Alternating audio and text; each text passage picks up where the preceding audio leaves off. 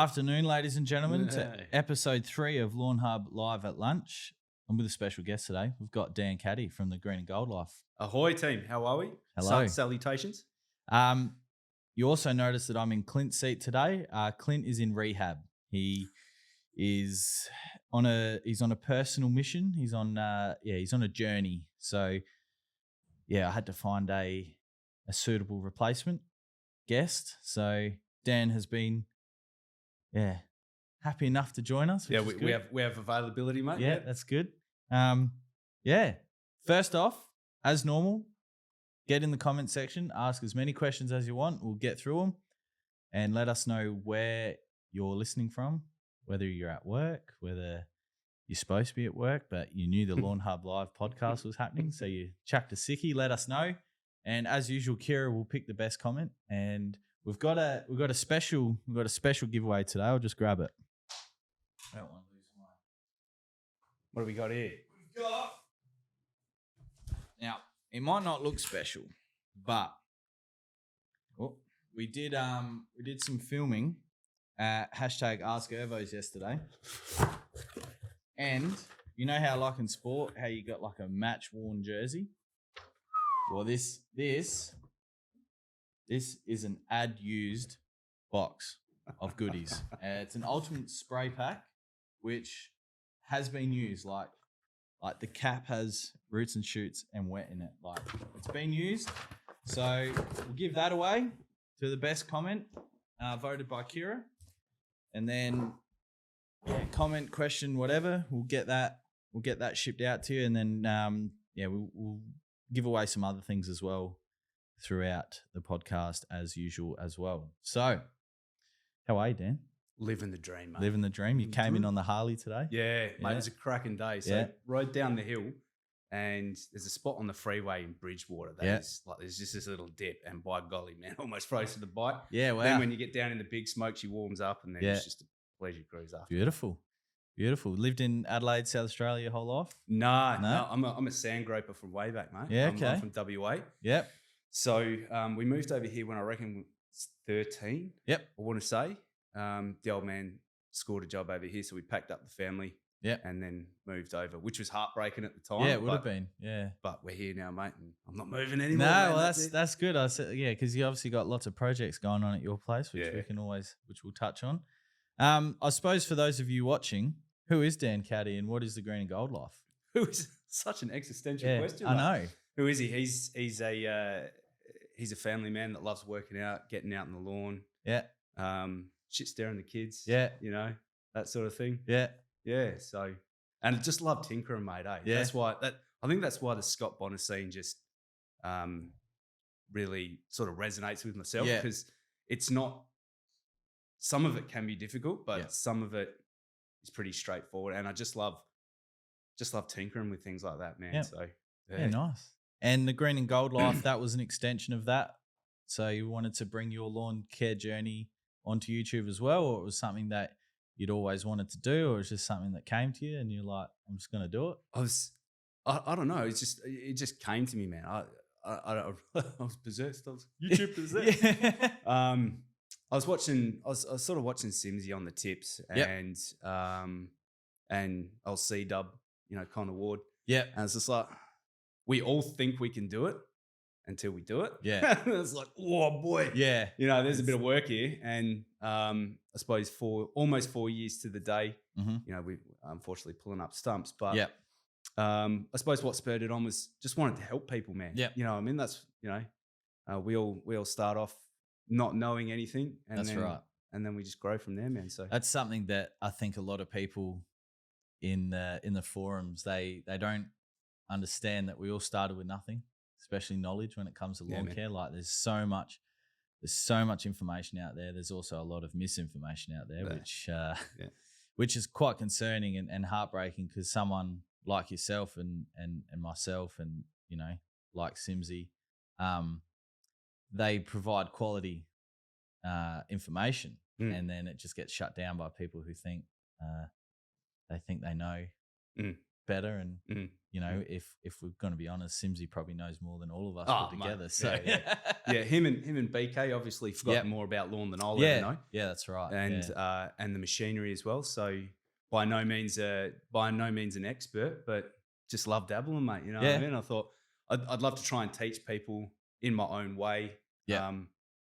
And just have a good time doing it, mate. Yeah, because because that's the thing. Like someone like, and we're gonna get ridiculed again, Kira, on the tubes. But we spoke about it last week. How, you know, school doesn't cater for everyone, and everyone learns differently, and it's no different to lawn care as well. You know, like some people might learn by reading a book, some people might learn by watching it. You know, some people learn doing it, you know, and I think that's really important.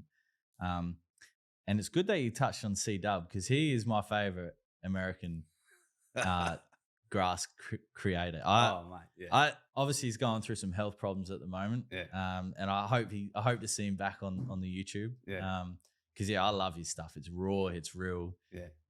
Yeah, we got some looky-loos. And that mullet, man. Oh, dude. You know, next time he comes back, if he's rocking the mullet, we need to send him like a pack of Winnie Blues, a flannel, some footy shorts, and say, mate, rock these with your Pit Vipers, and we'll get you PR here in Australia. He's great.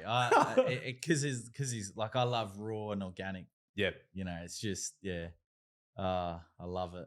But love it. Touching on your school point as well, I'm no education professional, right? No, I'm certainly not certified in being able to learn people some skills. Yeah, that's right. But I often tell my young lad, you're there to learn to read and write. Mm-hmm. That's about it.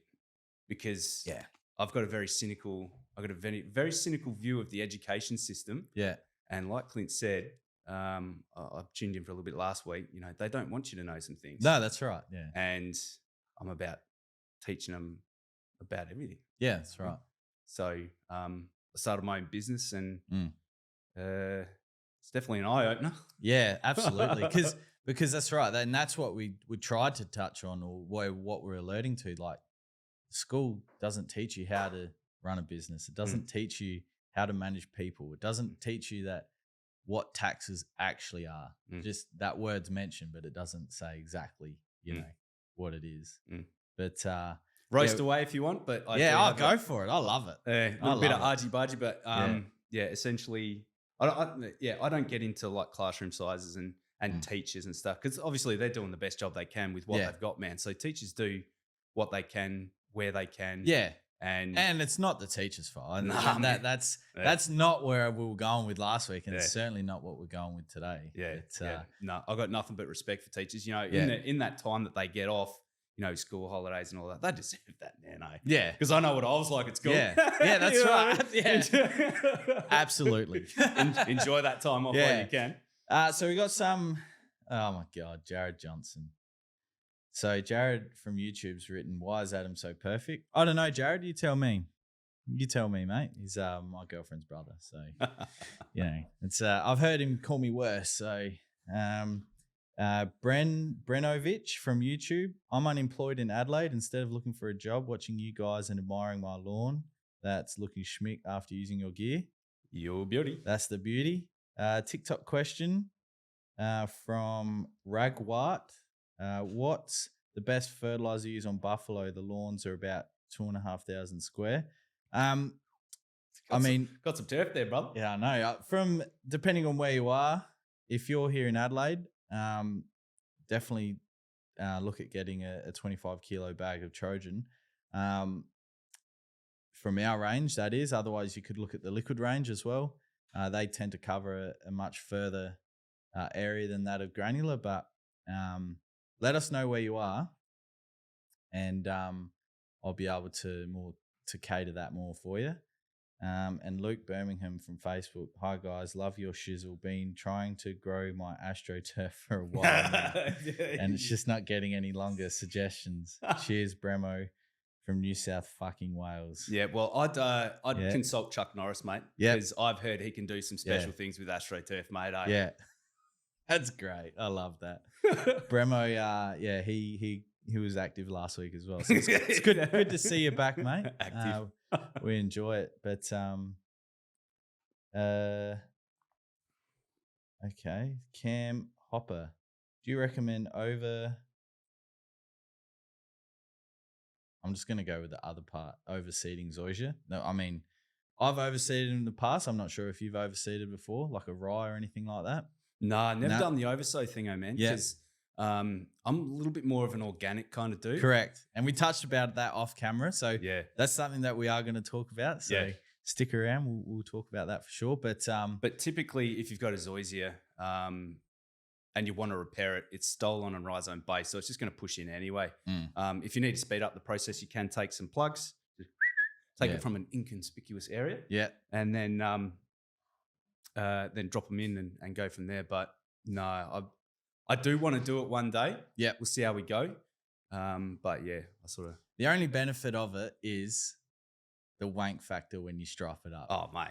That's why I did it out the front. Yeah. But yeah, and we found at Clint's place, if you don't remove it correctly or in a timely manner, the rye just sticks around. Yeah. And it's really difficult. And obviously at your place with kike, even with cooch, the chemical that you would use that you would want to remove it is not cheap. So, or you just do what I've done in the last 6 weeks and not water my front lawn, and now everything's dead. Apart from the cooch, but it's coming back.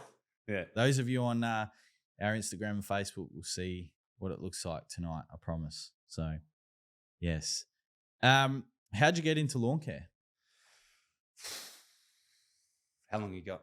Mate, 2.5 hours. We've got as much time as people want and as much time as you want. So I suppose often, like all of us, I was throwing the mower at a young age, mate. Here you go, son.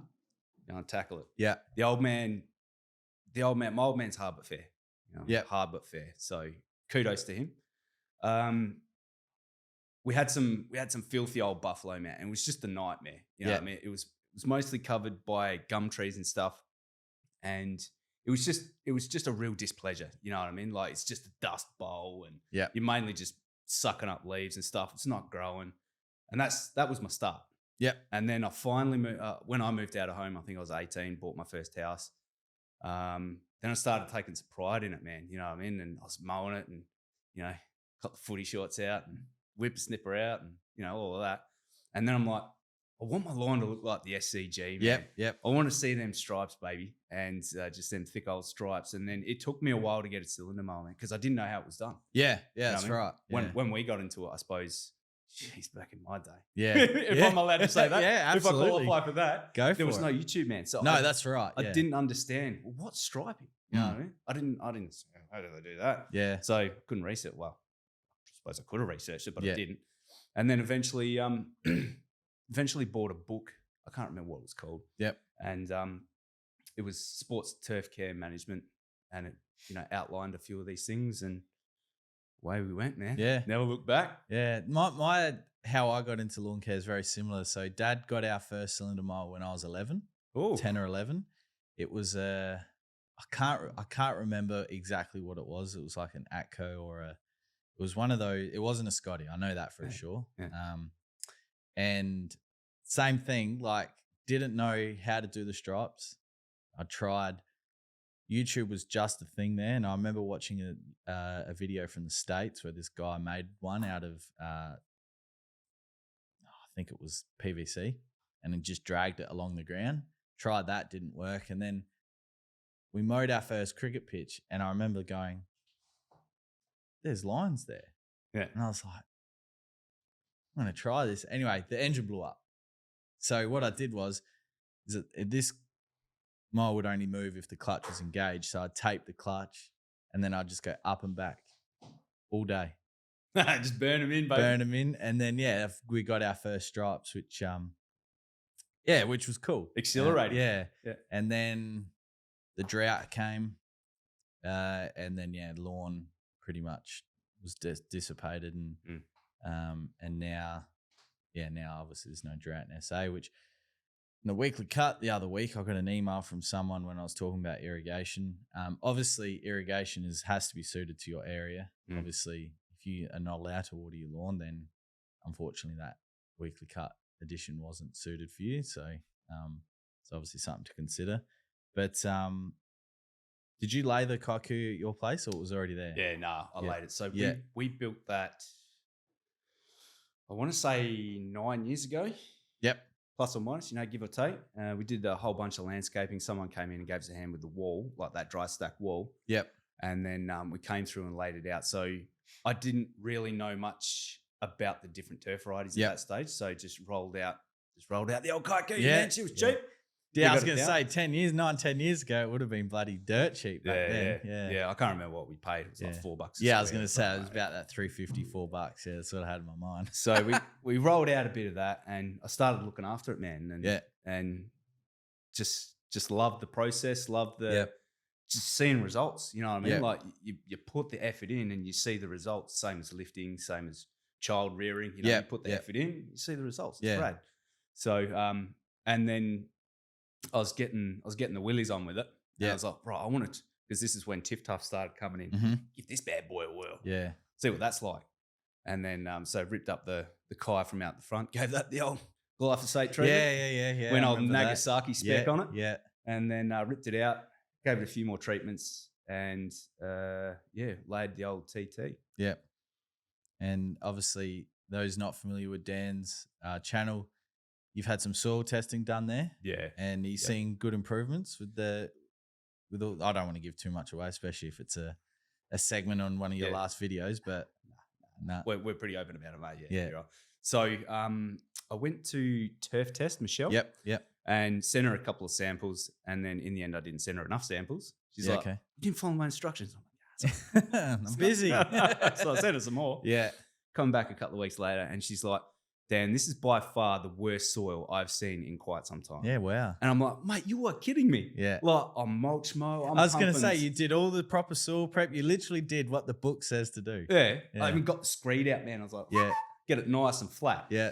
And I was just like, you're breaking my heart here, Michelle. And she's like, it's okay, we can fix it. So she said you got 3 issues. Number 1 is you got low OM. Mm-hmm. So you want to bump that up. So we can do that through mulch mowing, soil amendments, all that sort of stuff. Second was your particle size distribution is not conducive for lawn care, because you get a lot of compaction through the amount of silt that you've got in your soil profile. So I thought I ordered a 70-30, which I did. Yeah. And she's like, nah, man, it's not 70-30. Yeah, And I'm like, you dogs. Yeah. You dirty dogs. Fuck. So she tightens up a treat. And then the last one was nitrogen deficiency. So because it was so compact, the root zone wasn't getting enough nitrogen. So that's why I was seeing like a heap of dollar spot and seed head. Yep. So now what I've done is you would have seen, it's this week's vid. This week's vid. I told everyone what I did. And when Johnny Sin spec on it, man, I poked it full of so many holes, and loaded it with sand. Yep. And I'm actually starting to see good results in compaction. Yep. In the reduction in compaction just from 2 or 3 top dressings. And that has worked a treat. So moving forward, I'll get on the PGR train. Yep. Slow that seed head down, and then sort of move to more of a liquid fert program. Yep. So it's going in through the leaf, reduce that requirement to be taken up by the roots. Yep. And then amend the soil. Yeah. Because and soil amending, like, you see it all the time on the pages. You see it on other areas that they're like, oh, I need, like, people say for clay, oh, need some gypsum. Yeah, that alone is not going to fix the problem. No. And like, I had an argument back and forth with someone in the comments one day about, like, soil amendment in some areas can take years. Oh, absolutely, man. Like, years. And we're not talking 1 or 2. We're talking 5, 6, 10, 20. Like it's something that's, I suppose, sold to people that aren't familiar with what's actually going on, as like gypsum, for example. Like, yeah, it can work, but it's not going to work after one or 2 treatments. Oh yeah, absolutely. You know, and I think in your videos you highlight that, you know, quite well, which is really good, because it's something that not everyone's. It's like one of those topics that not everyone's happy to talk about, because, you know, oh no, it'll work. Yeah. Eventually. Yeah. You know. So doesn't happen overnight, but it will. It's good that it's turning around. So if I can just jump back on the soil amendment go for it. Yeah. So to me, the ultimate soil amendment, deep down the camera here. Yeah. The ultimate soil amendment is going to be organic matter. Yeah. Organic matter is just the best thing you can do for your soil, man, because OM increases your CEC. Mm-hmm. If you've got clay, it'll reduce compaction. What else was there? Water retention. Yep. So many positive things you can do to your soil profile just by mulch mowing, including things like fulvic acid, humic acid, because they're the building blocks of humus. I don't know if people know the building blocks of humus are fulvic and humic acid. Mm-hmm. So by doing that, we're curing so many issues and using things like organic fertilizers or sea mungus, stuff like that, where we can just bump the OM. It's just going to do so many wonders for your soil. But don't forget, and I know we touched on this earlier, don't forget drainage. Oh, yeah. I love drainage. I love drainage. He's a creep, this guy. Yeah. And we're going to touch on that because drainage, along with many other things, is a very underrated thing when it comes to lawn care. Absolutely. 100%, man. And just following on from Dan with the soil, when I explain to people in the shop, a good soil profile, or like you did, even though you got shitty soil, but you did all the soil prep, the soil prep is like the foundations of a house. If you don't get the foundations of the house right, there's going to be issues for years to come.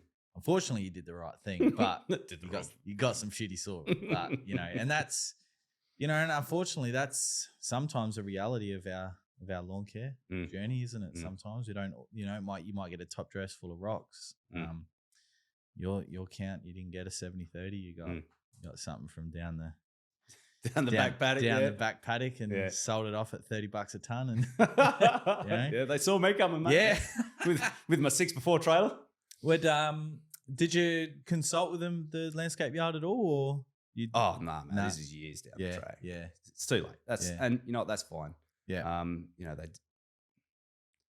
They can't go back to them now. It's under some turf. So I was more so like whether you reached out to them and how they reacted, because you see some absolute horror stories on the pages, and like one of our companies is a landscape yard down at Railways, and I would hope in that situation that get on top of it as early as you possibly could. Like in a perfect world, I understand that nothing's perfect, but I'd like to think that the boys down at Railways would at least offer some help rather than just going, "Oh well, is what it is," which you see on Facebook, and that is sometimes it is, unfortunately. So the methodology behind my madness was, and we can talk about top dressing later, all that sort of stuff, which is super important. The correct material for top dress is super important. But my methodology was, I don't want to put in, or my thinking was, I don't want to put in a soil structure. I didn't want to put in organic matter in my soil profile because I didn't want it to move. Yeah. You know what I mean? I wanted it to be nice and straight. But then I'm like, I've got to build it up with it. So I should have put it out in the first place because you're top dressing anyway. Yeah. You know what I mean? So that was my rationale. I didn't think it all the way through. Yeah. So I should have gone out with like a special mix that had organic. Whatever that was like. So, all right, we got some more here. So, general comment from Tom Knight. Hey, legends, I got my prize delivered yesterday. I can't believe you sent me a whole pack. I'm bloody stoked. You guys are bloody elite. Love it. No worries, Tom. Thanks for dropping a line, brother. Yeah, thank you. Here we go. Love your shizzle from Blake Margin. How often can you use Money Shot? Tuning in from New South fucking Wales. So Bremo started something here with this New South fucking Wales. I love it. So Money Shot is a liquid iron product. You can use liquid iron products. I mean, it depends how heavy you want to go, but you don't want to go too frequently. But if you just if you're just looking for a consistent green lawn, you could do it at least once a month if you really wanted to.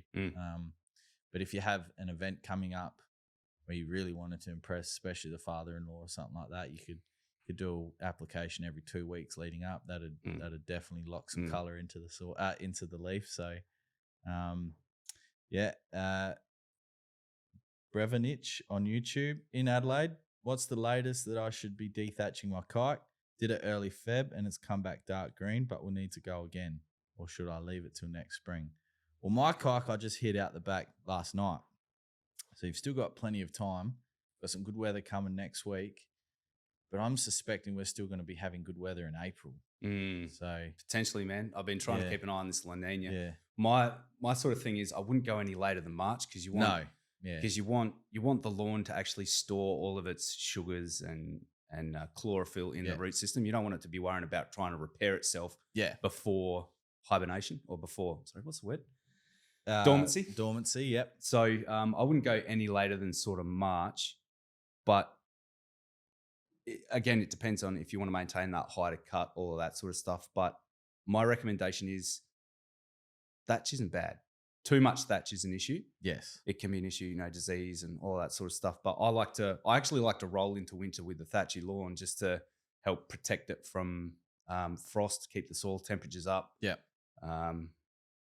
So I don't mind letting it thatch up right at the end of the season, and then makes a reno a bit more hard. Yeah, that's what I was going to touch on. Like this year, I didn't do Dad's back lawn, which is 170 squares of kike.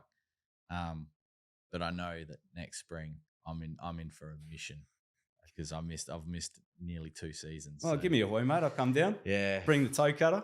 Fuck. It's going to be tough. Last year we filled up a skip bin. Yeah, we went hard. Yeah, to the dirt, baby. Yeah. I love it. Burn it down. It was tough. It was tough. There's a question here from Sam Durwood. Sam, I'm not going to ask this question yet because it is. We will touch on it, but it's basically what's your plans in the future. But we'll come back to it, Sam. We'll come back. I'll write it down. It is here, but we will get to it in the future. Dave Coleman on YouTube. Dave, how's it going, man? Yeah, I was going to say he's got a message here for you. Rat bag. What's this rat bag got to say? So he's got a question. He says, "Hey guys, what's the best way to get rid of paspalum? I have too much to dig up by hand. Also, hey Dan, I haven't missed a park run so far this year." Yes, good man, Colsey. I love it. I've missed a couple over the last. I'm going through a little bit of a fact hunt phase at the moment. Yes. So my park run attendance has been less desirable. So once sort of the channel's finished, I'll get back into a little bit more of that cardiovascular exercise. It's new year, new me. I've cut out alcohol on you, man. Pretty much completely. I had a couple last night with my mates. On you, man. That's good. No junk food, drinking lots of water. Still looking for a water sponsor. Because I love water. I'll drink water like it's going out of fashion. So anyone looking that has a water company, hit me up, adam@lawnhub.com.au. And just we take the walk for a dog nearly every morning before work. So that's good, man. That's good. Yeah. Have you looked into zero alcohol beers? I used to sell them when I was at the supermarket, and they were garbage. Yeah. So unless they've improved since then, I'll send you a link. Yeah. Okay. Okay, because it's still not quite 100%, but it's better than not. It's better than not drinking beer. Because I do like a cold beer. Don't get me wrong. Oh fucking mate. Or 24. Yeah. Red buttered male, mate. We're all the same. And that's the issue. Sometimes I could have one, and then sometimes I could have a carton. Yeah. And there was no in between. So yeah. Yeah. We can talk fitness now, or we can talk fitness off the channel, mate. It's up to you. Yeah.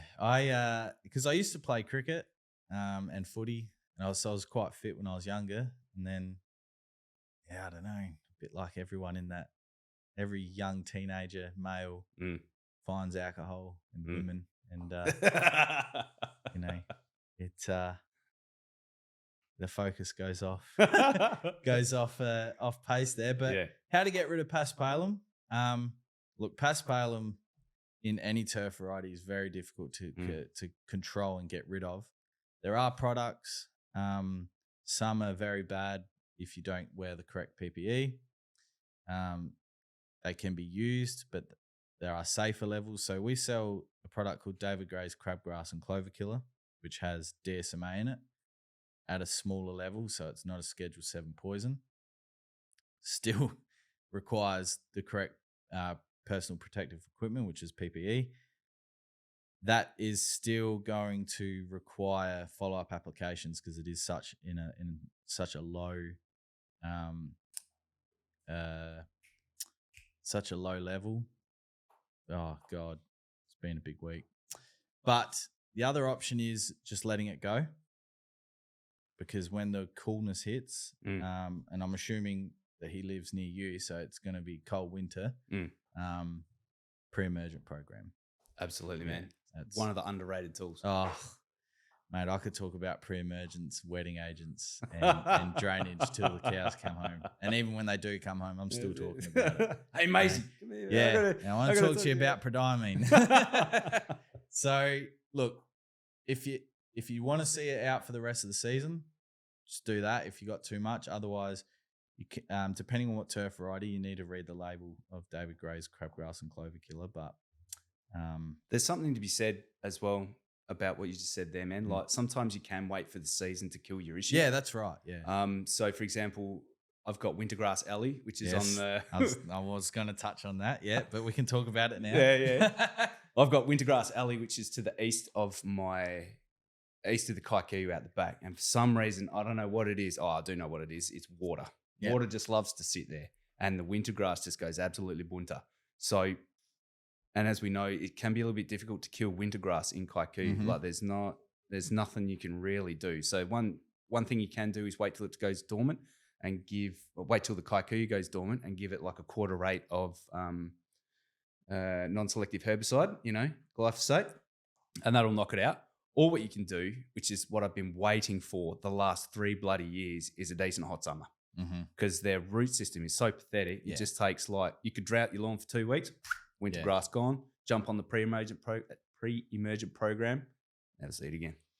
Have you heard about the study that I did at my old man's place for pre-emergent? Never. I love it. Get ready, Dylan. So I read a study about prodiamine, which is what Barricade and Spartan is, and Onset 10, but in granular. And they said if you use it for two years in a row, by the 3rd year, you won't need to use any pre-emergent because the seeds in that soil will be caught by the prodiamine in that 2-year period. And I was like, I like tinkering, a bit like you. So I tried it. This winter just gone, I used no pre-emergent at Dad's house, and not a single weed popped up. Fair dinkum. Not a single weed. Hey, he's quick on the soundboard there, man. And Dad didn't quite have Wintergrass Alley, but he had a lot of clover. Yeah. Not a single weed. So that's pretty counterintuitive to what I was almost going to disagree with you because I suppose maybe it's a myth. You know what I mean? That's 7-year seed bank. Yeah. Well, you know what I mean? I didn't bring any soil in that time either, though. Yeah. So I that is sort of a disclaimer. I didn't bring any seed or any soil in. I didn't do any overseeding. Just what was there was what was there. But yeah, that I was the same. I was like, nah, like seeds can.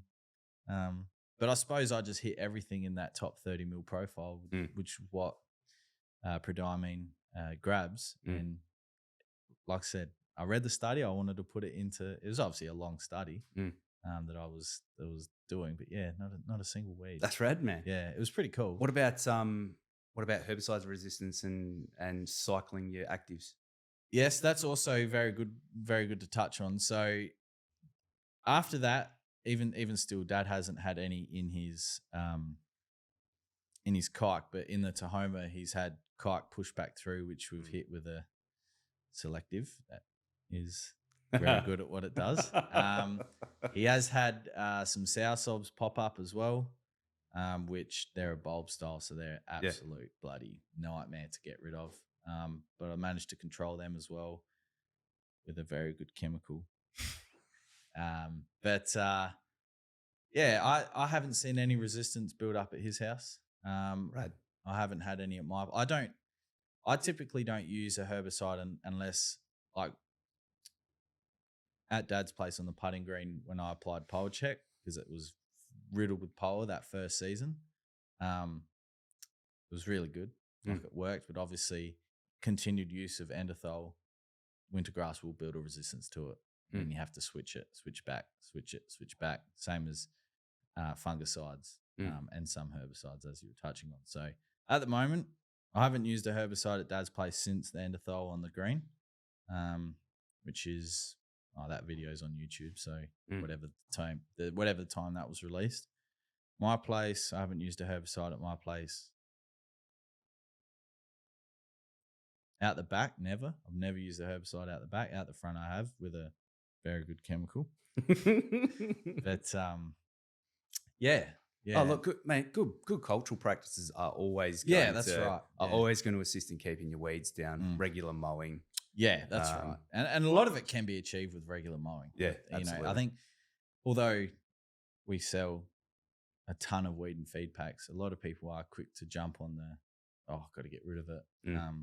And in some cases, if you don't want your 100 square meter lawn to be full of clover, and it's literally full of clover, well, then the quickest option is to knock it down.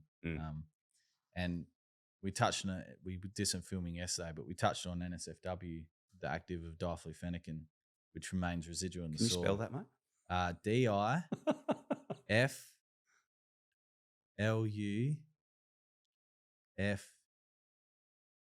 DIFLUFENICIN. All right, can someone get down in the comments? Let us know how it's going here. Diflufenican. So that remains residual in the soil for 12 weeks and acts as a pre-emergent. It's also used in crops for lentils as a pre-emergent. To stop crop weeds taking over when lentils are trying to come through. So, but clover as well is a sign of nitrogen deficiency. Correct, well. and that's also a sign of deficiency, which again, cultural practices, mowing, fertilizing, watering, which is why you see a lot of. It's why you have a lot of clover at parks and recreational places around the place. Oh, it's twofold for a councilman, I mean, they can't be expected to keep parks at a level of service that is that of the Adelaide Oval, because your rates would be like 3%. That's right. They'd increase rates by 3%, and and they don't want to be mowed in every second day. No, that's right. Because that comes back to the ratepayers, and we're already paying too much. So, how do you piss off field daisies from Goobs on TikTok? Field daisies. Field daisies. I'm gonna have to ask for a photo. If it's a broadleaf, mate, probably your NSW. Not NSFW. safe. If it is field daisies, but I mean, field daisy could also be used, and it's not technically a daisy. Oh yeah, sorry. TikTok question. Sorry, up here. Yeah, sorry, Goobs. If you could flick through a picture, I've got my emails up, so adam@lawnhub.com.au. I'll be able to see it, and we'll get into it. We'll work it out. Hey? No, I can't be forgetting TikTok. All right, Travis O'Halloran from TikTok. Travie. Is pig manure and worm castings good as fertilizer? Yeah, buddy. It would be. Get that in.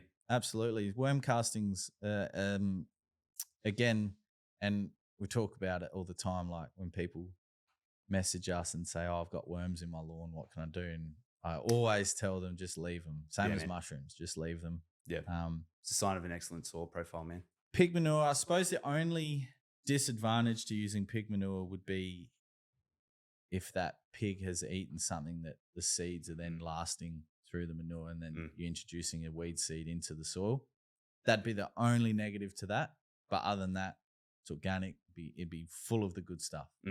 And how you'd get it out, that'd be the only next question. Like you might want to pulverize it somehow and try and get it out nice and evenly. Yeah. Otherwise, you're going to have sections of nice green lawn and that's right.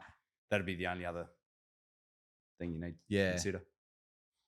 Yeah, you almost need to get it. You need to, like you said, pulverize it, almost get it as a dust, let it dry, collect it.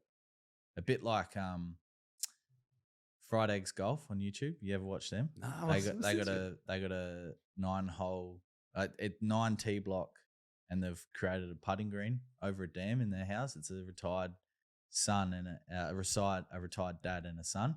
And he dries his sand by ordering sand, spreading it over the driveway, letting it dry, and then they pick it up, and then that's how they fill their holes in top dressing, because it's dry, it just falls straight in. It saves the old man on his back doing top dressing. So you'd probably have to take up something like that, get it dry so you can spread it evenly. Run it through a wood chipper, or that blend that up. It's a good idea actually.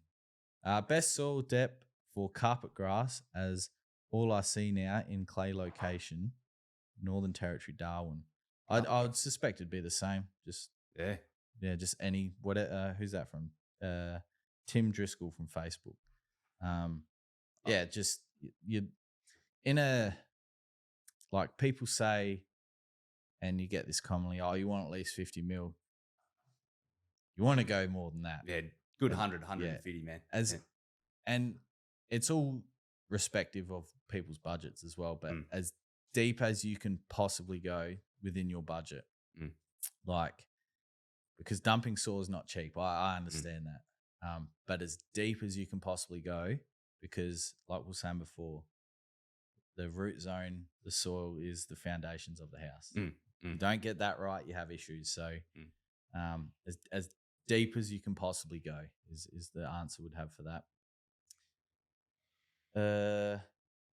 Matt Worth on Facebook, with your products that require watering in, if I water it in and it rains that night, is this a problem? Can that be watered too much? I mean, if we're talking like and this is with any fertilizer, we're talking a normal irrigation cycle, which typically be between that 6 to 11 mil of irrigation. If we're then talking another 6 to 11, that's fine. But if we're talking torrential downpour, it doesn't matter what product you've put on. Yeah, like that's gone. It's gone. I hope that answers your question. So typically go out with have a look on Bomb, check it out. Oh yeah, we got a couple. We got a couple of mil coming. Because usually they're not accurate, but they'll give you an idea of what's going on. Very rarely does a hurricane come out of nowhere. With that amount of water. Yeah, so typically it's follow up with 6 mils post application, and then if you get an extra 5 or 6 overnight, you're probably all right. But if we're talking 25 mil, man, you might need to consider reapplying, or just wait till your 25 mils passed and then have another crack. I hope that answers your question. If it's just a normal rain cycle, it'll be fine. But torrential downpour, it's different. Dylan Sharman, Dylan, how's it going, man? Is Uncle Macca going to make an appearance here? Not here, not today. We did discuss that. Unfortunately, Uncle Macca's not going to come out. It was discussed, and we had a whole plan, but all parties decided that the unpredictability of Uncle Macca posed a bit of a hazard, and we, as much as we all love Uncle Macca, I think he's just enjoying some Uncle Macca time. Yeah. Last I heard from him, he was out on an oil rig in the Gulf. Yeah, he sent me an email. Yeah, but tune into next week's video deal. He might be popping up there. I don't know. Beautiful comment from Josie. Adam needs a water bottle with one of those retracting clips so he doesn't leave them everywhere. That's true, Josie. But I've only grabbed one today from here. So Josie's one of the girls out there. Speaking of the water sponsors, could we please, mate, if I can? Josie, or Luke or Isaac, Adriana, if you're out there listening, would love a couple of waters. Or Babbins. Babbins on the... I drink distilled water only, mate. Distilled? Really? No, I was going to say, fucking hell. I was like, Jesus Christ, it's definitely not distilled. It's a bit of a princess, this bloke. Fuck. Yeah, I read reverse osmosis water. If you drink too much of it, allegedly, this study I read said it thins your blood. Yeah. I think you need the minerals that are in water. Yeah, that's right. Oh, beautiful. Yeah, because... Cheers, mate. Appreciate it. Reverse osmosis, for those that don't know, is basically water in its purest form. Oh, sorry. So all the minerals and everything have been taken out of it. Which your body requires. And reverse osmosis is popular in the fish keeping community amongst discus, for those of you that didn't know. And fishing hooks. Yeah, okay. Yeah, there you go. All right, here we go. Got another one from Flinging String Fishing on YouTube. Here we go. I fucked that up. He's butchered it. Hey, fellas, what is the best ways to promote lateral growth? I have Tiff Tuff cutting around 12 to 13 mil, but it's not super thick. Thanks, fellas. Bunch of legends. first question, I suppose. If you're gonna hit us with a lawn question, that's great. Just let us know where you're from because it's all driven by climate. Yeah. Keep my old man, she'll spread. It could be a sunlight deficiency as well. So typically when we're talking about turf varieties, they all require, there's all like a minimum requirement for sunlight exposure and an aspect. So I highly suspect this part's either on the southern side of a shed or a dwelling or a tree, maybe something like that. You're going to have a tough time, mate. So you might want to consider a garden bed. But if you've got full exposure, if you're getting full shade, man, just be patient. Maybe a little bit more N just to push it. But yeah, it's completely dependent, mate. So maybe shoot through. Yeah, send us through a picture of the affected area. Absolutely, love to help out. Compaction could be an issue. Yeah, and there's so many variables that we're all aware of. But typically, in the right conditions, Tiff Tuff should have no issues spreading. But obviously, there may be something going on. Oh, pardon me. You would have heard that deal, didn't you? Sorry, guys. Sorry. Right. Jesus, they're coming in thick and fast. We love it. Jason, I'm not good at people's last names, but I'm just going to guess Kremer. Pros and cons of doing a full turf swap from the existing lawn. From what existing lawn, mate? What do we got? I'm assuming like... And Kira, is that link? Is that... I'll love it back. What is... Huh? From the old facey. Yeah. So pros and cons. Cons would be you got to make sure it's dead, man. And I'm talking 3 or 4 applications are non-selective. You want to make sure this ain't coming back, or otherwise then you got to fight it through your next thingo. So make sure you're gone, man. Before you, and I would take a good 2 to 3 months making sure it's dead. Yeah, like it's a long process, and I suppose maybe one of the questions that we're going to ask is, first of all, what are you trying to get rid of and what are you replacing with and why? Typically, people go from kike to cooch. We see that a lot in the comments and our Facebook messages and stuff like that. And if that's the case, like Dan said, you want to make sure that kike's dead. It's gone. And even if that means like follow-up applications and then removing soil. Oh, absolutely. Like, you like it's a... And if you're going from kike to cooch, then obviously one of the pros is you go from a thicker cut leaf to a fine cut. But when kike's looked after and regulated, you do get a good look at it looks really good. The stripe on a kike. Yeah, that's right. So I suppose, it's all respective on exactly what's coming out, what's going in. And there is a link here to ITM industrial products. I'm not familiar with that stronger, more powerful, more reliable tools. I've got no idea what they are. So I can't comment on that one. Sorry, mate. Soz. All right. VemGM on YouTube. Top dressing 80-20 or compost? Which is better and when would you use them? Can I field this one, mate? Yeah, you can go for it. Put the cricket gloves on here. So this is one of my favorite topics, right? So you've got to first of all take a look at your soil profile. So if you've got like a heap sandy soil profile, so you're in Perth. If you're in Perth, definitely look at using some organic things to top dress, like a special mix or something like that. Because what you want to do is you want to increase OM. That's just going to help increase CEC, which means your cation exchange capacity, which means it's going to hang on to all of that nutrients by getting a whole bunch of organic matter into your soil profile. However, if you're like me and like you got $1.50 worth of loam and then she clay underneath, don't go using. Oh, potentially you can use organic matter, but you want to increase your soils. Like if you've got compaction issues, you want to increase your soil's resistance to compaction.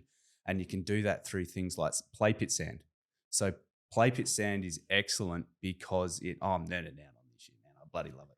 So not all aggregates are built the same. That's right. So a sand particle is the biggest particle size, but it's also round because it's been washed up and down the beach for kilometers on end. Whereas a construction sand, like a concrete sand, is angular in nature because it actually wants to provide compaction. So you want to avoid things like concrete sand and potentially bricky sand. I haven't made up my mind on that. Yeah, I mean, obviously, bricky sand very similar. It does bind up. I used it once at my place, just because I like playing with things. But yeah, it did bind up and it did create a layer. So I literally chipped it out with the shovel, and it came out in clumps. So stay away from bricky sand. But yeah, have a look at your soil profile. If you're trying to reduce compaction, things like play pit sand, organic matter is great.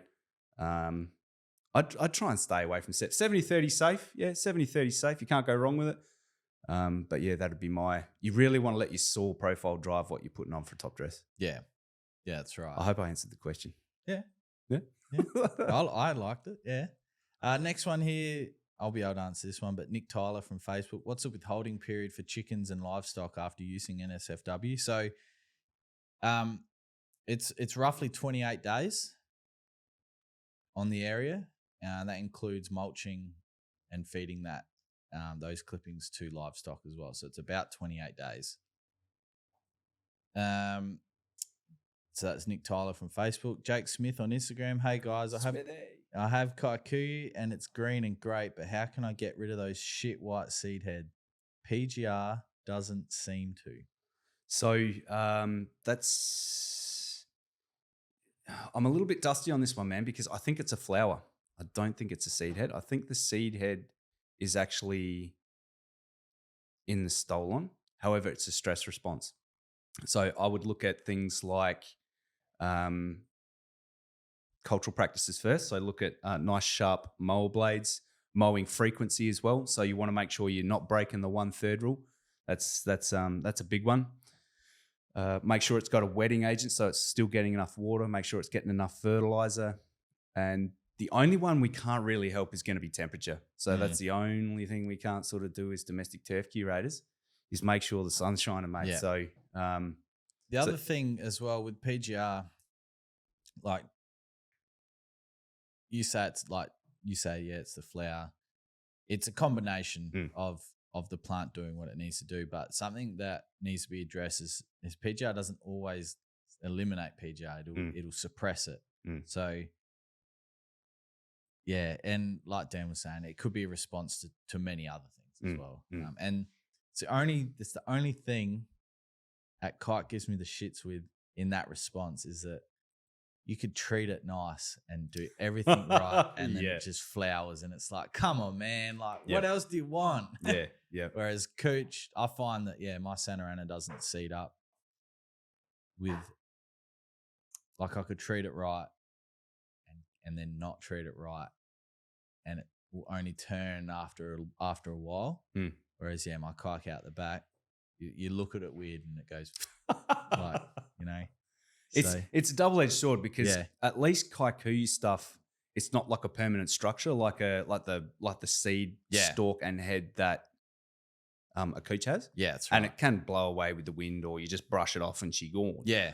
But that's the one thing I noticed going from a tiff tuff that was seeding the next day and driving me bonkers, and the kikuyu where it was just like, just giving it, and then it's got, I wouldn't say better texture to sit on, but at that stage it was so pokey and pointy with the, when the stolon turns up and gets you, it's just like, oh, man. So yeah, definitely check out cultural practices first, man. That'd be and if it's getting enough light. Yeah. I've got a comment here from Brenton Ellis. Hey, BE, what's going on, baby? So here we go. Brenton's got that wicked lawn out in Anglevale. Yeah. I know the one. Why do you skip leg day? Son of a gun. Listen here. I only skip calves because those mother truckers will not grow. That's funny. That's show us your deadlift, mate. Yeah, that's right. Yeah. So love it. James DePerry on YouTube. I have Empire Zoysia. Oh. I did a lawn renovation and it all came back great except for a part that's just under my back roof, probably 10 centimeters by 30 centimeters. doesn't get rain. Would you recommend returfing? Now, one of the first things that I'd recommend, and Dan touched on it before, is grabbing plugs from a healthy part of the lawn, plugging it in there. If they don't take and it's purely driven by the under the roof and it's shade and it's retaining a lot of moisture, No bueno, man. yeah, there's not a lot much more that can be done, unfortunately.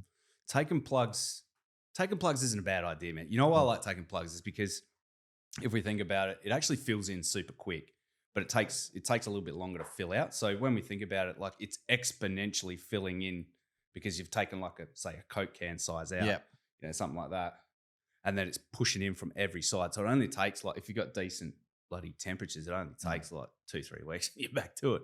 But then it just takes a little bit longer to spread out, so you can sort of take a whole bunch. I typically take them from the edge where you whippersnip and stuff. Yeah. Take them from there because it's a little bit more inconspicuous, and then put them together and try and get them bunched up, and you should be back to it. Yeah, because I mean, Brenton from The Aussie Lawn. the Aussie Lawn, he's obviously showcased what you can do with plugs quite well. Oh yeah. We have a video on our YouTube channel where we've taken the Tiff Tough cores from Clint's house and planted it at Ervo's house and created a whole lawn. So, yeah, don't underestimate the ability of a plug or a core. It's it's one of the underrated things to do. I suppose the next thing is you've been able to make a DIY tool. There are fixed tools that you can buy. Because I'm tired. Yeah. Because the channel hasn't got any money. Yeah. So I'm there curb stomping a piece of 100 mil PVC. I tell you what, when those pro pluggers first came to Australia, they were like $250. What? And the people that were getting them were were buying them. I was like, fuck, man. Like I love my lawn, but I don't love it that much. And now you can get them for under $100 on Amazon. Still, yeah. Oh, I mean, we were saying it before. If it works, it's not stupid. Yeah, you yeah. know? So if it works, right, keep going. This is a good one. Bob Smith from TikTok. Smithy. Oh, Dylan, in front of the here we screen, go. bro. And it's something that you can touch on it first, but then I'll put my spin on it. Hey guys, how do I find the motivation to maintain my lawn? The first 3 years I had it immaculate. This year I couldn't afford the full reno. It's kike. I've gone from mowing every 3 days to mowing once a week. It's so thatchy. I'm so over it. How do you find the motivation? Yeah. Do it. Motivation is such a, you can't rely on motivation. You got to it reminds me of a fitness thing. You can't rely on motivation. You got to discipline and what do you call it? And I suppose discipline and structure. Yeah. So I don't know, man. You just got to, if I was to choose out of a reno though, like let's say I haven't got the budget or I've got limited budget, what I'm doing is I am scalping and coring. They are the two main things. Yeah.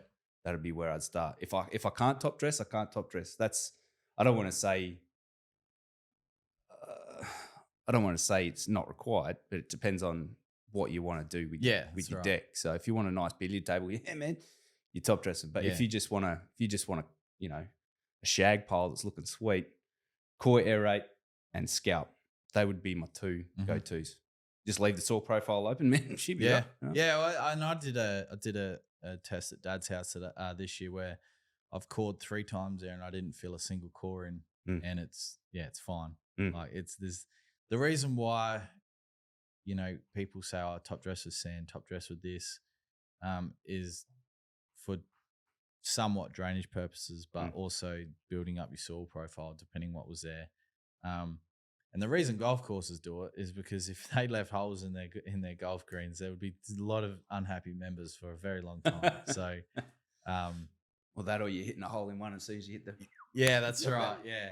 And I suppose my answer to that question is I've sort of run into the same thing this season, motivation. So we just get busy and you're allowed to have time away from things like for example, if your home life is busy and you need to spend time with your family more, that's fine. You don't have to be in the lawn. But if it's something that you previously loved doing because it allowed you to get home from work, de-stress, then, just have some downtime and you'll get back to it. Like it's life. Things happen. I will things say this, change. man, though, just jack your lawnmower straight up. Yeah. Just make like- it easier. Take Yeah. it to the top and just let the leaf do its thing. Yeah. If you haven't got the time to be mowing every 3 weeks or every 3 day or every second day like me, 3 or 4 times a week, Yeah. which I don't have, but I'm Yeah. doing it anyway. Yeah. Just jack it right up, man. So you've got plenty of surface area there and just let it do what it's got to do. Haley Ward from Facebook. Lads, Ahoy. how do I get the hubby to mow the bloody lawn? You want a G-rated response to this? Oh. Jesus. Get him up. Look, get him onto the YouTube channel. Yeah. Look, it's about pride. It's about pride, having the best street on the lawn, best lawn on the street, rather. Yeah. And sit him down in the chair and you go, look, it needs to fucking look like this, all right? And you show one of the nice lawns on YouTube, Facebook. Otherwise, there'll be consequences. And every bloke knows what consequences are. So, is that all right, Dylan? Yeah. Have we sufficiently danced around that one? Yeah. Angus, the questions are coming in hot. We love it. Thick and fast, baby. Angus McGregor from Facebook, tuning in from South Brighton. Does Lawnhub's products work well with Japanese box hedge, egg, roots and shoots? Yes, I use roots and shoots on my Japanese box hedges because that's a kelp-based product. It's not aggressive. It's not going to burn. Clint uses it on his hedges probably at 5x the rate because it's Clint and he has no regards for the rules or labels within respect. So yeah, absolutely. I'd try it. If you're a bit worried, use it at the lower rate. So I think it's in a watering can. I can't remember, guys, but if it's in a watering can, just go at a lower rate to begin with. If you're worried, that we recommend that with everything as well. If you're a bit worried, just start at the lower rate. You don't have to go to full rate. Jason Kremer. I hope I've got your last name right. So this is the guy that sent the link that I had no idea. Said Fat Fingers shouldn't have linked you that website before. And I replied back to Kira, that's fucking gold. That's I assumed that was an issue because I'm not gonna lie, I had no idea what that website was. You better check your bank details after this one, I think. Yeah, that's right. Yeah. Tony Wayne on Facebook. Question from Brisbane. My wintergreen is looking fabulous at the moment, thanks to your products. Awesome. But it's currently at 23 mil, was cutting at 14 for months, but was short and brown patches consistently. If I keep cutting it at that height, will it eventually get lush at that height? Getting a full reno again in September, looking to go down to 10 mil or so. Am I on the right track? Essentially, yeah. I suppose like green leaf is all apparent. So like wintergreen, the cooch, same as any cooch. If it gets too long, the stolons will come up with the green plant, as you know. So when you do cut it shorter, of course, you're exposing it to that brown material. So yeah, wintergreen can handle a low cut of turf. Like there's no issue with that. So continuous mowing. I think that's important, is continuous mowing. Don't cut it at say 10 mil and then let it grow to 18 mil and cut it back to 10 mil and then let it grow to 18 mil and cut it back to 10 mil. Consistently mow at the same height. But eventually the stolons take over, man, and you just got to get rid of that gear underneath. Yeah. I do it twice a year. So you've got two options. You can either start at 10 mil and finish the season at 30 or 40 mil, or you could start at 10 mil and bring it to 20, 25 mil at Christmas style, just after Christmas, obviously, because you want the kids to, do what they got to do, and then knock it back down again, and then you can maintain that nice low cut. But yeah, unfortunately, mate, you got to cut it off at the socks once or twice a year, depending on your height of cut. Yeah, and like golf courses do the same thing.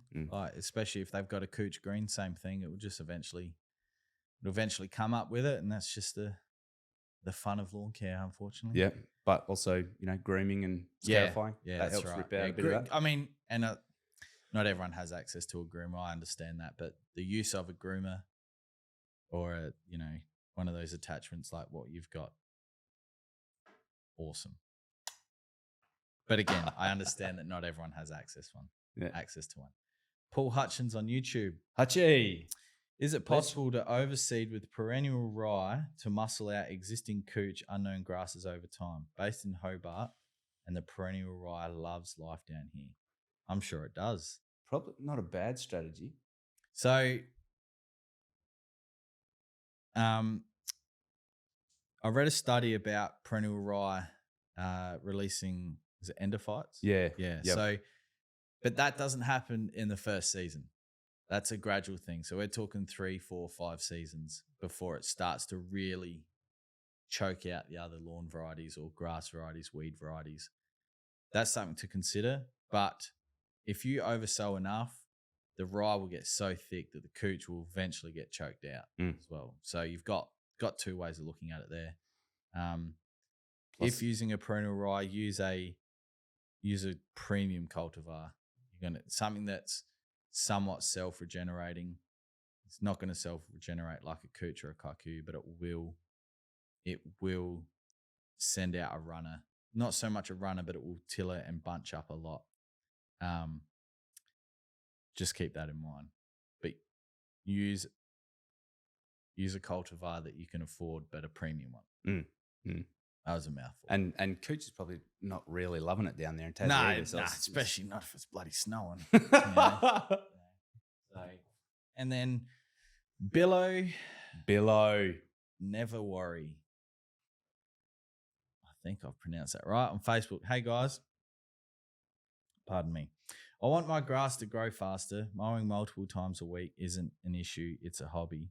I have Tiff Tough in Sydney. What's your best product to boost this stuff? The wife doesn't think it's quite necessary, but it is.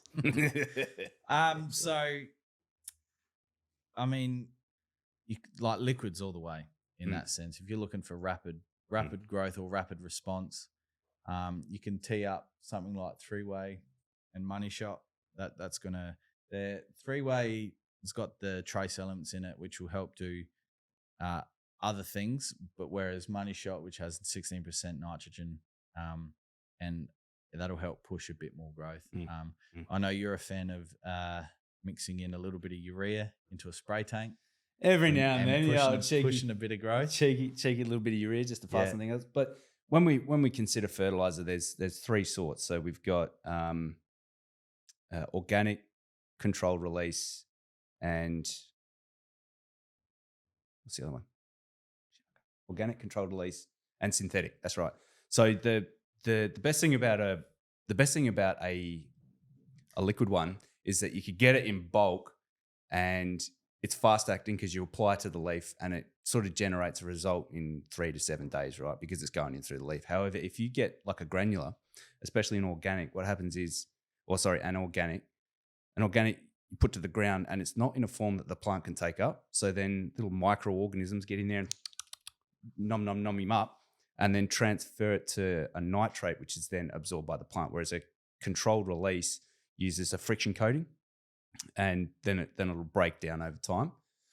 And a synthetic, man, that's straight to the system, baby. Yeah. That's the old NOS shot. Yeah. Straight to the heart. So they're the things we want to consider when we want a quick response, but you got to be careful. So urea can burn.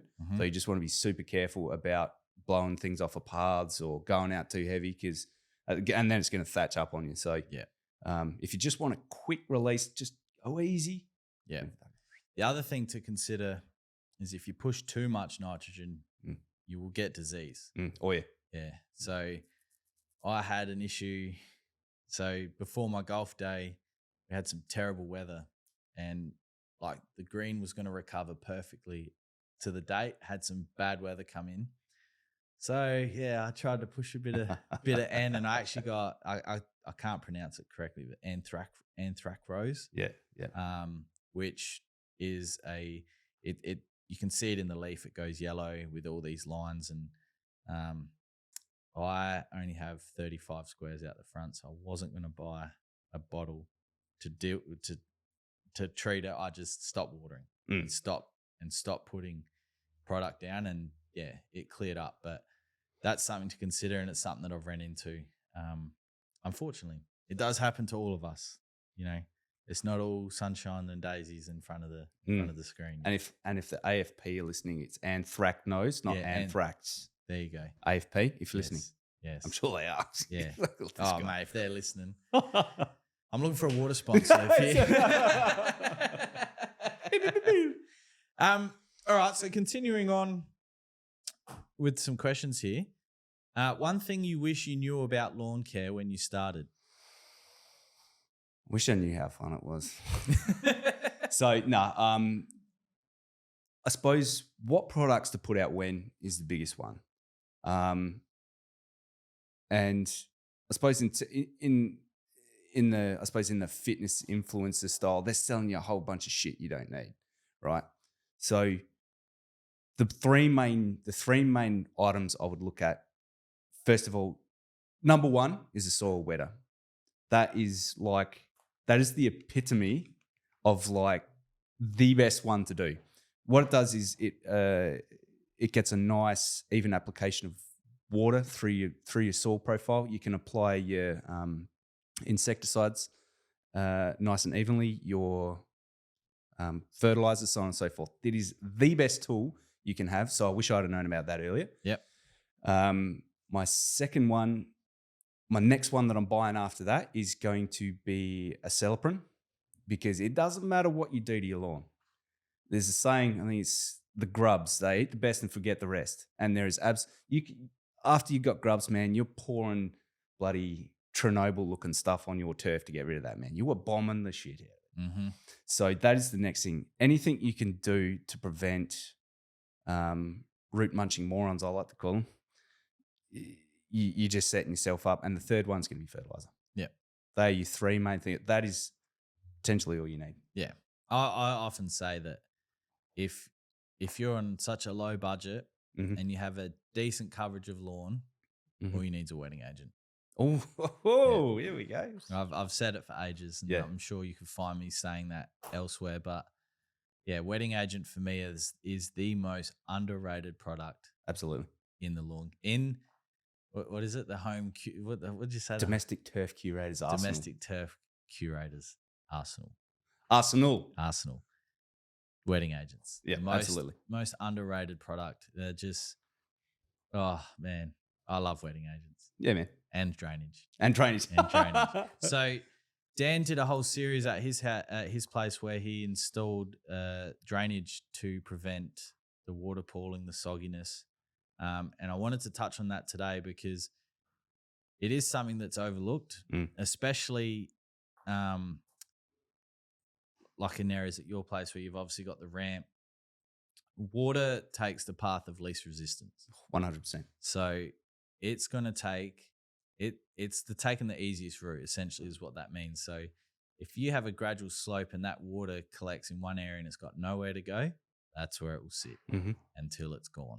And in your case, it was a while that it sat there. So I want to talk about that. So in the prepping stage of your kike out the back there, was there a decision not to do drainage, or was it something that you just weren't aware of at that time when you were doing that?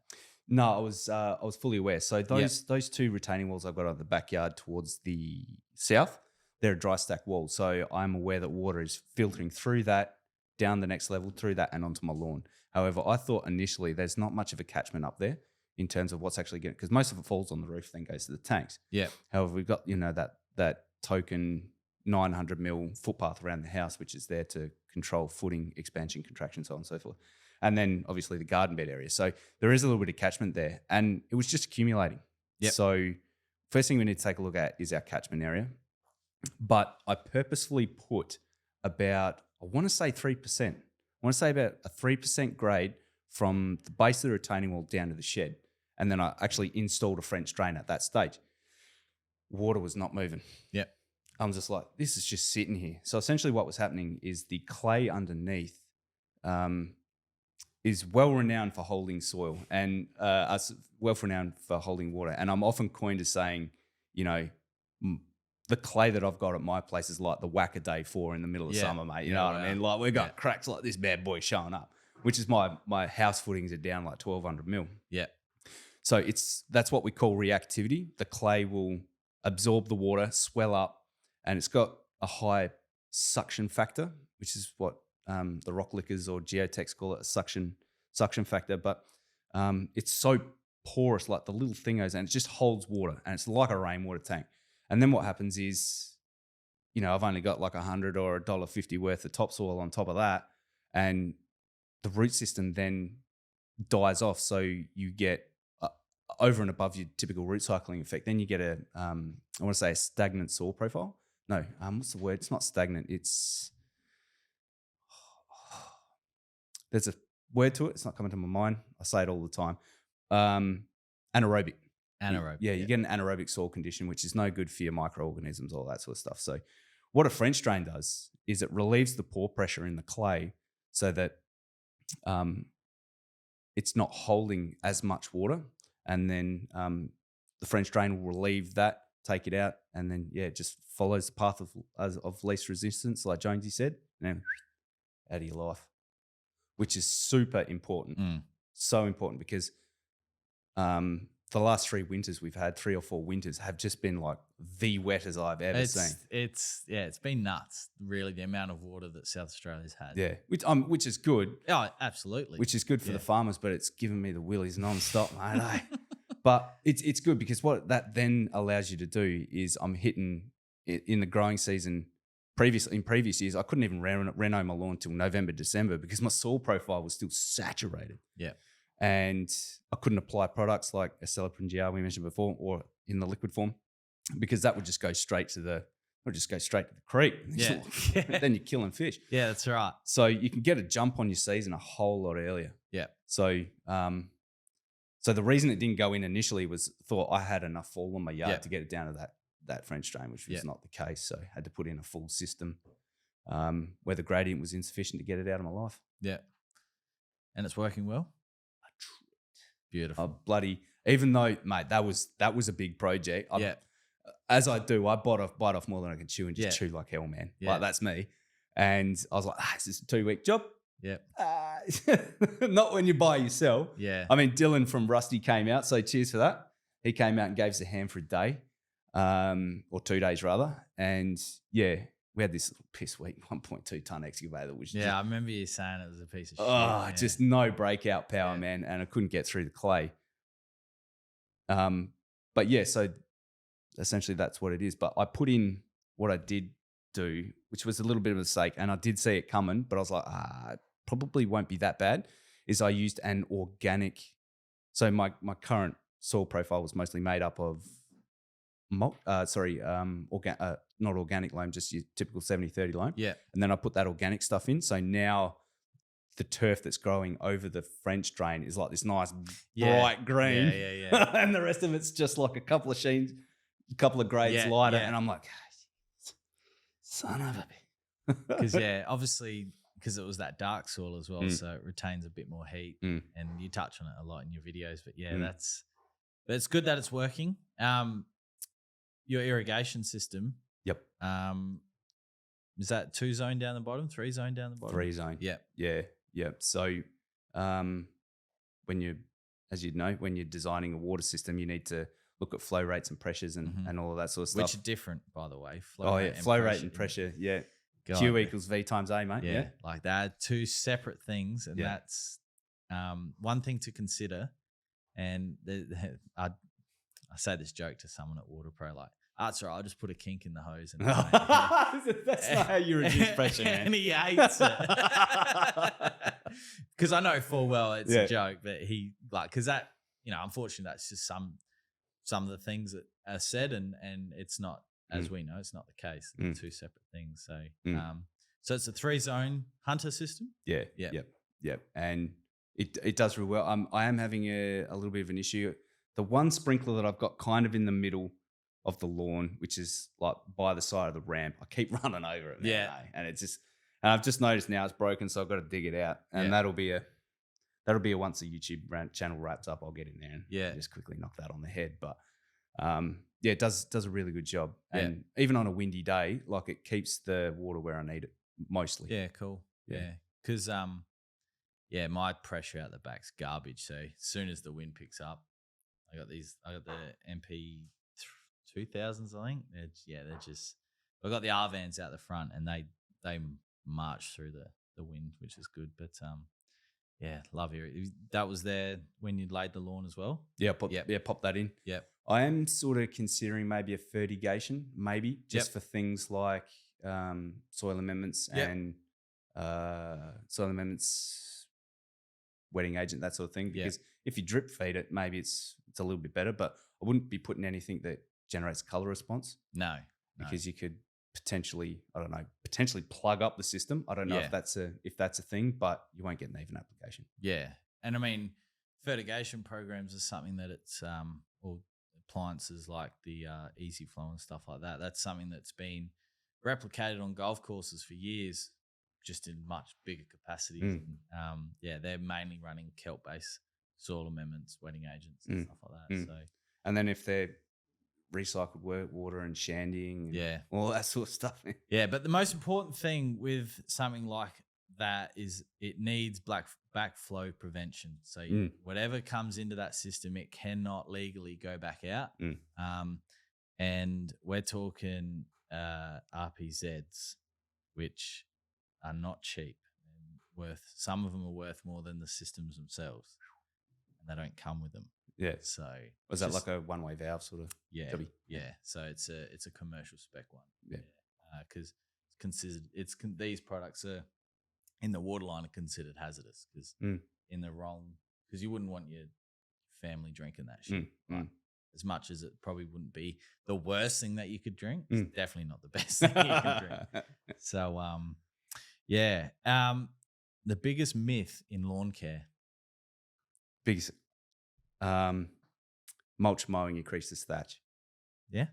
That is bloody hate that. Yeah. So thatch, it does not, no. So it may temporarily in the 1 week that it takes to break down, you've increased it by 2%. Yeah. But to me, so when we think thatch comes from things like your crowns and your stolons where it's got a high lignin content. So that takes a lot longer to break down, which is why you've got leftover thatch. And it's sort of like the shedding of your crown, the shedding of your stolon, that sort of thing. And you're left with this orange material-ish, whereas the leaf has a low to zero lignin content. Therefore, it breaks down lickety-split. So it just disappears, man, because it's so great for your soil profile because you introduce an OM after you fertilize, the leaf is full of nitrogen, so you're pumping that back into the ground. If you're not mulch mowing, mate, don't even talk. Well, that wraps up. Thanks for having me, mate. And I mean, it's, and we'll talk about it next as well. That's the next question. Obviously, you have a much more organic approach to lawn care, which is great. I think, everyone's different and, what works for you can work for others, but vice versa and things like that. Kira's just chucked through a question here from VemGM on YouTube. Can BBW be used on veggie patch? Absolutely. Yes. I use it in my veggie patch. I use it in my gardens. I use it everywhere. Everywhere that requires moisture in the soil. So yes, absolutely. On to organic fertilizers and turf practices. Yeah. So that's one of the things that separates your channel from a lot of other channels that are out there is you're big on, like we just spoke about, mulch mowing. When you core, leave the cores on there, let them mulch back into the soil. Is it something that you've always done or something that you've, I suppose, developed and changed into, or it's always been that way? I've sort of always been like that. Yeah. Spurred on mostly by, it was a doco done by, there was a doco done by David Attenborough, and he's talking about, how we're essentially fucking the planet. Yeah. And I think Woody Harrelson did the same thing, about that. And it's just like, well, we've only got one environment, man. You know what I mean? Yeah.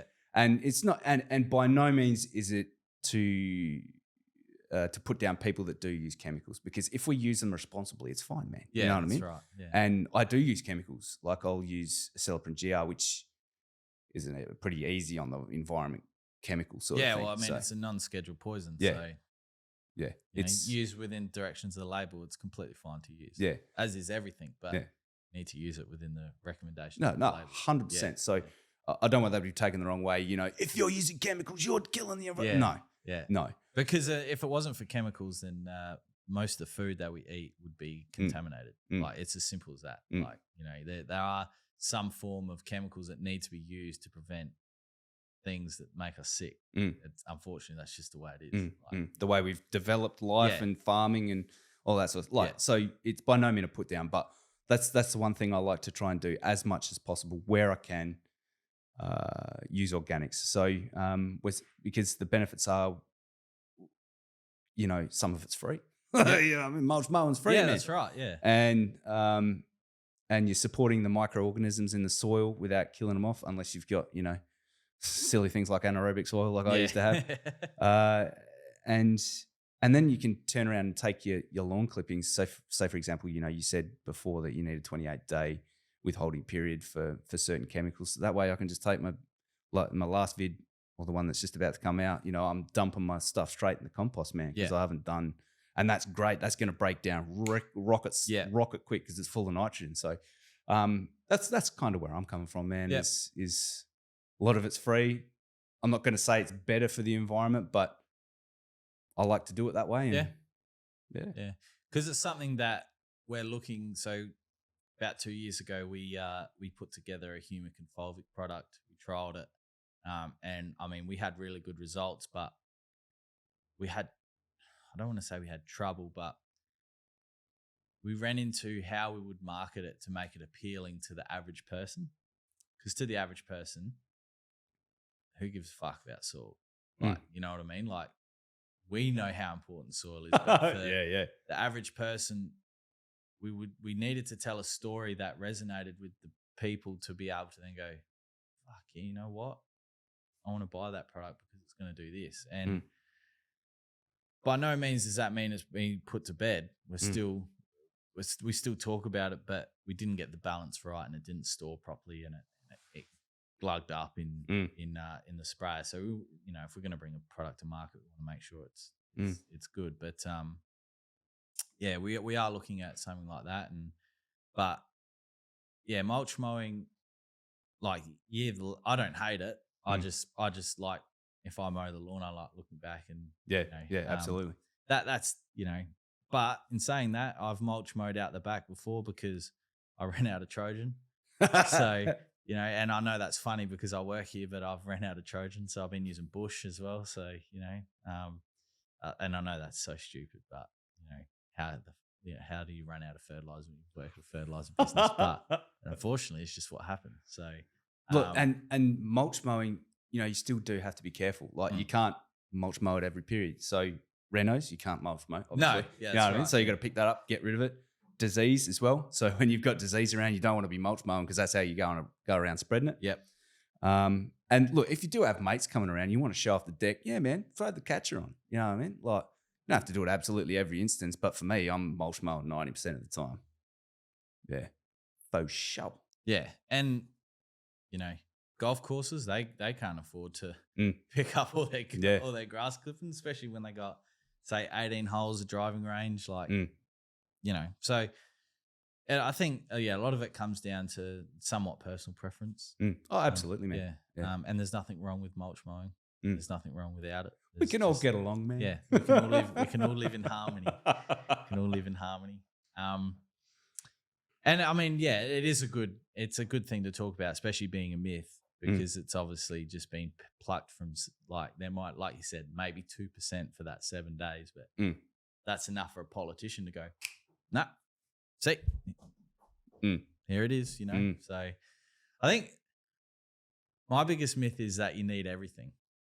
Absolutely, you don't need it. You don't fucking need everything. Well, I'll sell everything. I will sell everything because everything has an application in a certain situation, but you do not need everything. You don't even need a cylinder mower. Oh, not at all. Like this phenomenon about cylinder mowers in the last 5 years. I've had one for a long period of time. Had one when I was a kid before. You know, you could probably find a Scotty at the dump, like $50. Yeah. You know, like we need to get Emmett Brown, the doc, in here to build us a time machine so we can go back and get all the bloody 20-inch unicorns for $200. And, Yeah. You know, but you don't need a cylinder mower. All you need, the better rotary mower you get, the better of a cut, but you maintenance, you maintain it, you look after it. Then, you know, I've still got, when Pop passed away, we took over his old Victor 2-stroke. And God, that thing is old, still works. Oh, mate. Looked after it. Mate, you know? those things are a bloody relic. Yeah. But they're like what do they call it? They're like the pyramids, mate. Built to last, you know what I mean? Victor's fucking love them. Yeah. You know, so just work with what you got. Yeah, man. You know, you don't have to have a golf green in your front yard like I do at times of the years. It's not a golf green at the moment. But you don't have to do that. You do, you know, I think you just, as long as you're enjoying it and it's not impacting your personal life, do what you want. Yeah, you know? yeah. Well, rotary mow, man. I that's all I do for my front lawn. I rotary mow my front lawn. Because of the aspect, because I can't get it to stripe. Yeah. It's not like, it's the southern side of the house, so it's not going to stand out, and it's down low, so you're not going to see it. So hit the rotary out, mulch it in. Yeah. So make sure your sharp blades are sharp though. Yeah, that's a big key. That is, it is very important, because over time you use blunt blades, you get a poor cut, grass looks shit. You know, you're throwing all this product at it, and it's really just your blades. Disease wants to come in. Yeah, seed head, stress, a lot. David Nelson on YouTube, can you mulch mow buffalo? Absolutely, mate. Yeah. You can mulch mow whatever you want. Get into it. Yeah. Hope that answers your question, David. Yes. All right. Now, the question that everyone has been asking, I've had it come through. I've got it written down. Dan, what's next? What's next? So, as I previously mentioned, I started my own business. Yep. So, I'm in my professional time, I am a project manager, client-side project management. So for civil infrastructure, roads, all that sort of stuff. So I mainly operate in the local and state government space, and delivering civil assets and stuff like that. So I started my own client-side project management and superintendency service for people like that, and I'm also helping out private industry here and there. So hopefully going to see that grow, man. Yep. Yeah, it's exciting. I mean, we spoke about it the other day on the phone, and like you said, the excitement in your voice, you could hear it. Yeah. So, and I forgot this one is from Davey Aaron. Although YouTube is stopping, are you still selling merch? I'm actually out of wife beaters, man. Yep. So unfortunately, we won't be making another run of that. If you hit me up on the socials, man, and the DMs, we can get a couple of stickers out to you. I'm out of stubby holders too. Yep. So we're only down to a few stickers, mate.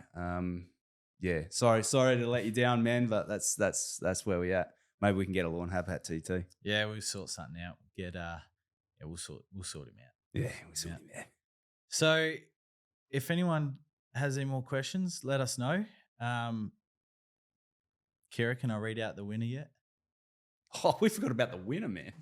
Never forget about the winner. So, the winner of the, I'm going to say like game worn Guernsey, even though it was, and we'll sign it, so the ad used product and a disclaimer. We're also like, you're going to get the used wet and wet and roots and shoots, but we're also going to chuck in a full bottle as well. We're not going to be stingy. Like, I just wanted to make that clear. But yes, the used product in the ad that we'll sign goes to Bob Smith from Perth on TikTok. So he was the guy that asked about getting motivation back. Yeah. Okay. So that was a good question. Keep it up, man. Good sir. Kira, we got anything coming through? Nah. How long have we been going for? I lost time. Hour 40. Beautiful. Well, I think that was a success. Dan, thanks so much for coming on. No whack and forest, mate. Anytime. Thanks for answering my message on Facebook, because I do ask for a lot of questions for people sometimes and I get nothing back. So, appreciate that.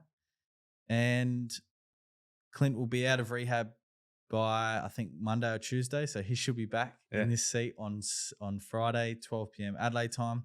Other than that, everyone have a great weekend. If you're here in Adelaide, stay cool. It's going to be nice and warm. I don't know what the rest of the country's doing. I still got to write the weekly cut for the weekend. That's it. Chat, you're on. Cheers.